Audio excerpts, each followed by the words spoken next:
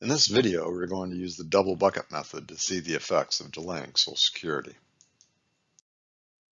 Going into retirement, you either need to know how much savings is needed given a desired income, or conversely, how much can safely be withdrawn given a specified savings amount. If we use the 4% rule, we can derive the savings amount by simply dividing the desired income by 4%. In this case, if your desired income is $40,000, divide that by 0.04 and it comes up with $1 million. To derive the desired income, you can simply multiply the principal by 4%, and that gives you the desired income.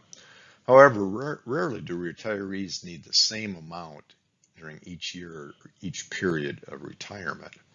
And taking a Social Security on a delayed basis is one of those cases. We're going to take a situation where we have an individual that was born in 1960. Their normal retirement age is age 67. The primary insurance amount is $40,000 at that time. If they take out withdrawals early at age 62, they can take out $28,000. If they delay it to age 70, they can take out about $50,000. We're going to look at three scenarios: early withdrawals, normal withdrawals, and delayed. Their desired income is $100,000 a year. So in the early case, they'll start taking Social Security out immediately. And to meet their $100,000, they would have to withdraw $72,000 from their principal. Now, when they start delaying it, let's say to age 67, their Social Security is $40,000. So up until that point, they would have to pull out $100,000 to meet their desired income. After that point, they would withdraw $60,000. And then in the final case, to age 70, they would have to pull out $50,000 after they started withdrawing Social Security, because their Social Security is $50,000. Now, in these cases where the withdrawal amount changes during the retirement, you can't really use the 4% rule. So we're going to go to the website now and use the double bucket method to calculate the required principal in all three cases. Okay, when you go to the website, which is the doublebucket.com, click on the variable annuity calculator. We're going to assume that you've either used this calculator or that you've watched the basic series of videos.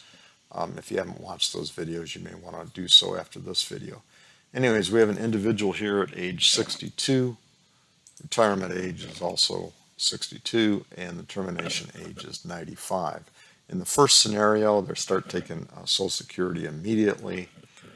And at $28,000, that means we have to withdraw $72,000 from our savings to meet our $100,000 goal.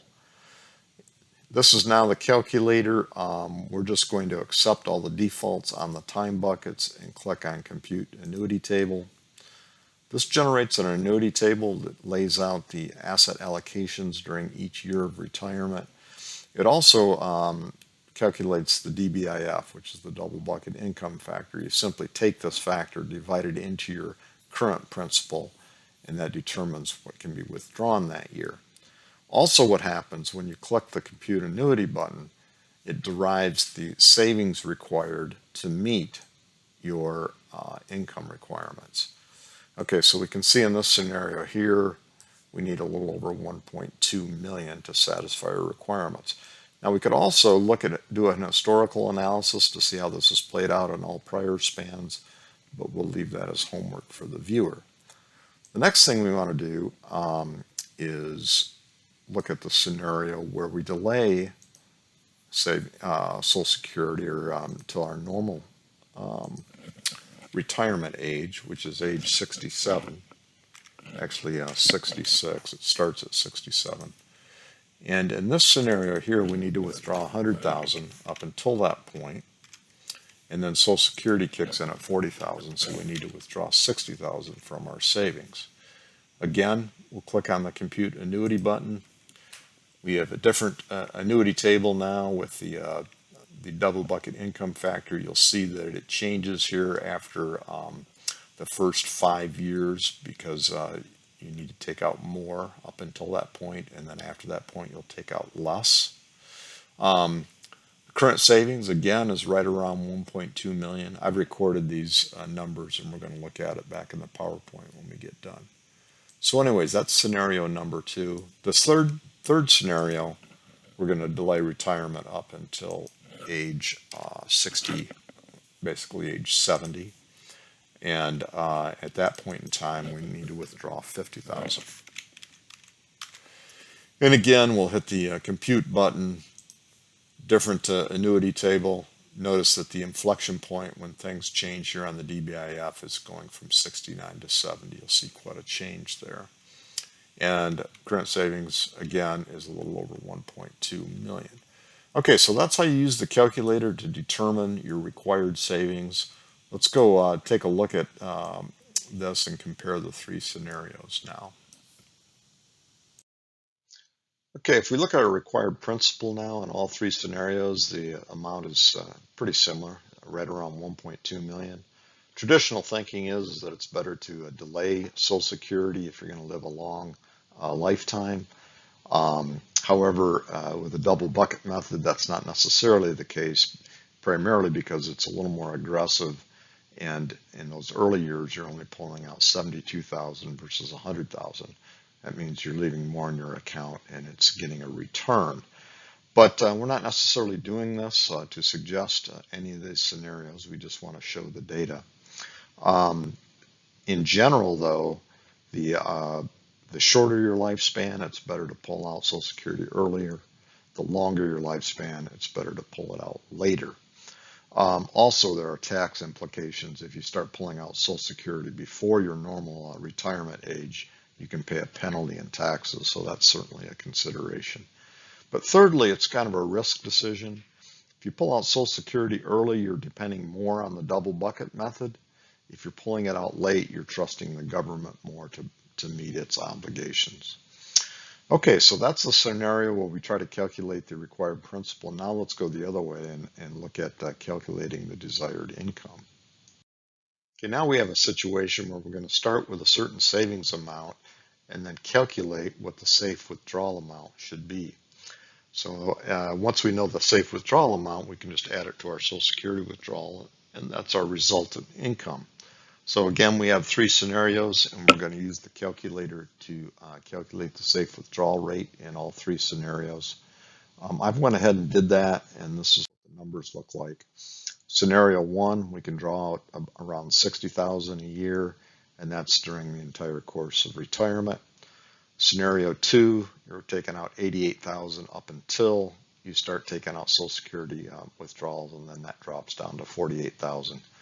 Scenario 3 is pretty similar, except that you're delaying it to age 70.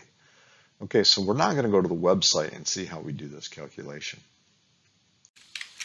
Okay, now what we want to do is calculate our yearly income based upon a known principal. In this case, we know we have $1 million. We want to figure out how much we can withdraw each year. We're just going to look at scenario 3. I'll let you do the other two scenarios on your own. In this case here, we were able to, from our prior calculations, when we withdrew 100,000 up until age 70 and then 50,000 after that, we knew that that required about 1.2 million. So we know that this is a little high. So what you need to do here is kind of guess and then hone in on the actual value. We're going to say 90,000 and 40,000, 40,000 because we're withdrawing 50,000 from Social Security, so that equals 90,000. And then simply, again, click on the compute button. Those requirements get us to a value of a little over 1 million, 1,041,000. So we're not quite there to the 1 million mark. So that means we need to reduce that again. So maybe next time you guess at 87,000, and then you would go down to 37 here again, because 37 plus 50,000, 37,000 plus 50,000 equals 87,000. Click on the compute button again, and that brings us to a little bit short of 1 million. So you're kind of honing in on it. That's the method you use when you want to go the other way as far as back to a yearly income, but you'd use the same kind of method on the other two scenarios. Okay, that concludes our video now. At this point in time, you may want to go out and watch the video on variable income, which is a more extensive example of what we just went through.